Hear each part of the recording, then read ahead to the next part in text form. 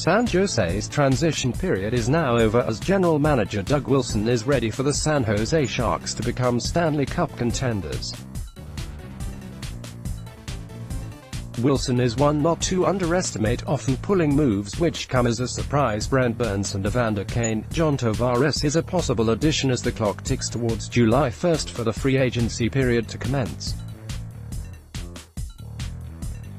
With no deal yet to be struck with the New York Islanders, he is likely going to test the waters. Tavares will have options and will command the highest salary. Under the current salary cap, adding Tavares could have been tricky, with signing Logan Couture to an extension, and Thomas Hertl getting a raise. To fit all pieces may cause a dilemma, mainly to keep Grizzly vet Joe Thornton in the fold. But as seen with re-signing Kane, Wilson is open for business and plans to be active throughout the summer. After recently kicking the tires with Ilya Kovalchuk, he made his next move, trading Mikhail Bodka to the Ottawa Senators. Bodka became expandable after a disappointing first season in Teal. The former first-rounder did not live up to expectations, often getting scratched from the lineup for his poor play. For a player who played under Peter DeBoer in the minors, Bodka never appeared to mesh well on any line for the Sharks. Wilson should feel good in finding a trade partner for Bodka. His stock rose after a strong second half as he finally flashed his true form in generating offense.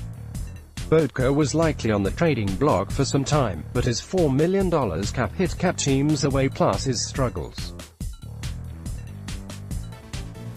Despite the search, Bodka would have entered training camp on a short leash if he did not keep up his production. For the Sharks coaching staff, having players ready to come out of the gates is the expectation.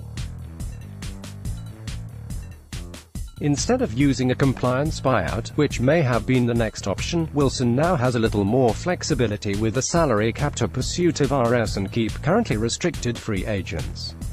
In the trade with the Senators, the Sharks also sent a 2026 round pick and defenseman Julius Bergman. The defenseman fell down the depth chart with the San Jose Barracuda, and management hopes younger players will step up for the Barracuda defensive core. The Sharks received forward Mike Hoffman, a 2025 round choice, and Cody Donahue from the Senators. More from Golden Gate Sports. Hoffman's name got floated around during last season's trade deadline with his goal-scoring capabilities.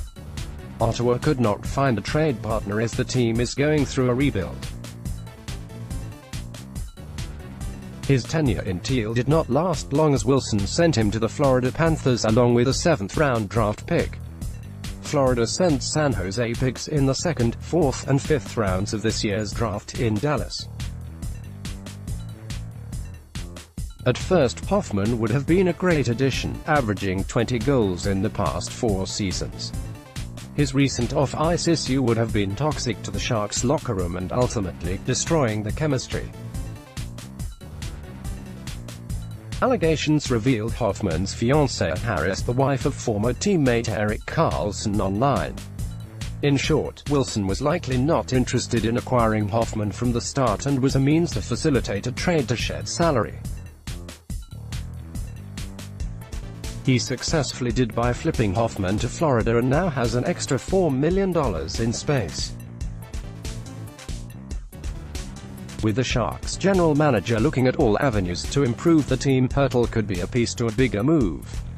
As of now, Hertl's stock is probably at an all-time high after finally playing a full NHL season.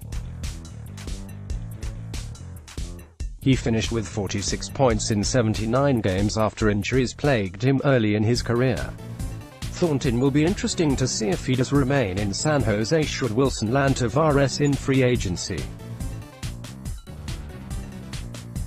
To not have him in the lineup would not be a huge loss, considering how the Sharks managed to get to the second round of the playoffs.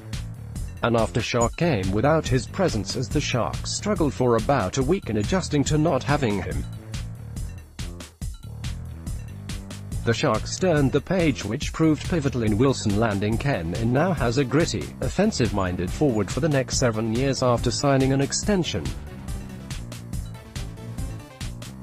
For now, Wilson has put the Sharks in a better position for free agency or to add players through a trade. The NHL has not announced the upcoming salary cap for this season, but the Sharks will have plenty of wiggle room to make waves.